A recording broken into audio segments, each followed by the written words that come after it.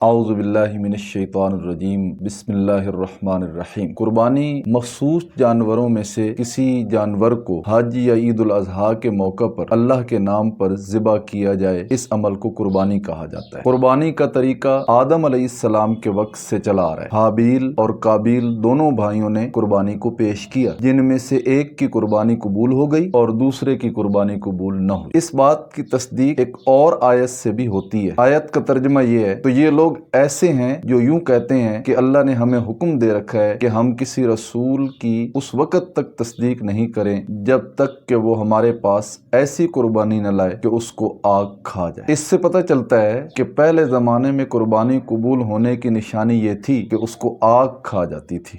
حضرت عبداللہ بن عمر سے روایت ہے کہ حضور نبی کریم صلی اللہ علیہ وسلم 10 سال مدینہ میں مقیم رہے اور ہر سال قربانی فرماتے تھے۔ ایک اور روایت میں ہے، نبی اکرم صلی اللہ علیہ وسلم نے ارشاد فرمایا کہ جس میں وسعت ہو اور وہ قربانی نہ کرے وہ ہماری عیدگاہ کے قریب نہ آئے۔ قربانی کرنا واجب ہے۔ رسول اکرم صلی اللہ علیہ وسلم نے ہجرت کے بعد ہر سال قربانی فرمائی۔ جس عمل کو حضور نے لگاتار کیا اور کسی سال بھی نہیں چھوڑا ہو تو یہ اس عمل کے واجب ہونے کی دلیل ہے۔ حضرت ام سلمہ رضی اللہ تعالی عنہا سے روایت ہے کہ آپ صلی اللہ علیہ وسلم نے فرمایا، جب عشرہ ذی الحج شروع ہو جائے اور تم میں سے کوئی شخص قربانی کرنے کا ارادہ رکھتا ہو تو وہ اپنے بالوں اور ناخنوں کو نہ کاٹے۔ اس کی وجہ حاجیوں سے مشابہت ہے۔ اسلام کا مزاج یہ ہے کہ وہ مسلم اجتماع کو پروموٹ کرتا ہے۔ قربانی کے جانوروں کو صرف اور صرف اللہ کے نام پر ذبح کیا جائے، کیونکہ غیر اللہ کے نام پر کی گئی قربانی کا گوشت کھانا حرام ہے۔ قربانی کا مقصد قرآن نے خود بتا دیا ہے۔ ہم نے ہر امت کے لیے اس غرض سے قربانی کرنا مقرر کیا تھا کہ وہ ان چوپایوں کی قسم کے مخصوص جانوروں کو قربان کرتے وقت اللہ کا نام لیا کریں جو اللہ نے ان کو عطا کیے تھے۔ حج میں سورۃ الحج میں اللہ تعالیٰ کا ارشاد ہے، لن ینال اللہ لحومها ولا دماؤها ولکن ینالہ التقوی منکم، کہ اللہ تعالیٰ کے پاس ان قربانیوں کا گوشت اور خون ہرگز نہیں پہنچتا بلکہ اس کے پاس تمہاری پرہیزگاری پہنچتی ہے۔ تقوی کا مقصد یہ ہے کہ خالص اللہ کی رضا کے لیے قربانی ذبح کی، دکھلاوا اور ریاکاری، نمود و نمائش مقصود نہ ہو۔ قربانی کس پر واجب ہے اور کس پر واجب نہیں؟ قربانی کے لیے مسلمان ہونا، عاقل بالغ ہونا اور مقیمی ہونا شرط ہے، اور صاحب نصاب ہونا بھی شرط ہے، یعنی جس پر زکوٰۃ فرض ہے اور صدقہ فطر جس پر واجب ہے اس پر قربانی بھی واجب ہے۔ قربانی کا سبب وقت ہے، اور قربانی 3 دن ہوتی ہے، 10، 11 اور 12۔ البتہ پہلے دن قربانی کرنا افضل ہے، لیکن تینوں دنوں میں قربانی کرنا جائز ہے۔ گائے، بکری، دمبے میں ذبح افضل ہے اور اونٹ میں نہر افضل ہے۔ ذبح جانور کو لٹا کر چھری پھیرنے کا نام ہے اور نہر کھڑے اونٹ کو نیزہ مارنے کا نام ہے۔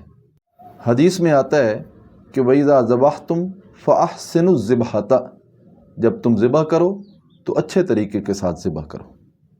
ذبح کرتے وقت یہ تکبیر پڑھنی ہے، بسم اللہ اللہ اکبر۔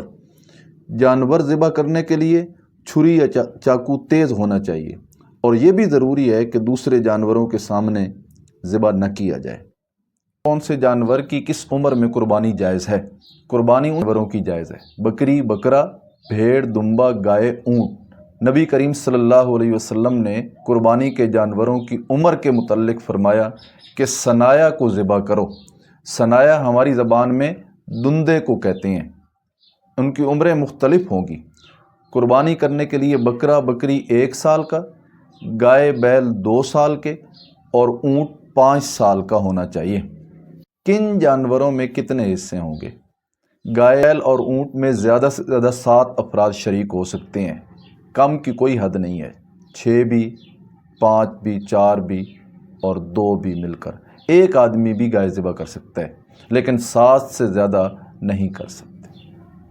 گوشت کیسے تقسیم کیا جائے؟ قربانی کے جانور کا گوشت خود بھی کھا سکتا ہے اور مالدار لوگوں کو اور فقیروں کو بھی کھلا سکتا ہے اور ذخیرہ بھی کر سکتا ہے، کیونکہ نبی کریم صلی اللہ علیہ وسلم نے صحیح مسلم کے اندر حدیث میں فرمایا کہ کھاؤ اور ذخیرہ کرو، لیکن مستحب یہ ہے کہ قربانی کے جانوروں کا گوشت 3 حصوں میں تقسیم کیا جائے، ایک حصہ اپنے رشتہ داروں کے لیے، ایک حصہ فقراء اور ایک حصہ خود استعمال کر سکتے ہیں۔ جانوروں کی کھال کے متعلق مسئلہ یاد رہے کہ قربانی کرنے والا اس کھال سے نفع اٹھا سکتا ہے، مثلاً جائے نماز بنا لے، بچھونا بنا لے، لیکن اگر اسے فروخت کر دیا تو اس کی قیمت صدقہ کرنا ضروری ہے۔ خود کھال صدقہ کر دے یا اس کو بیچ کر اس کی قیمت صدقہ کر دے۔ قربانی کیونکہ حضرت ابراہیم علیہ السلام کی سنت ہے، اور حضرت ابراہیم علیہ السلام اللہ تعالیٰ کے حکم پر اپنی محبوب چیز کو قربان کرنے کے لیے تیار ہو گئے، ان پر فوراً تیار ہو گئے۔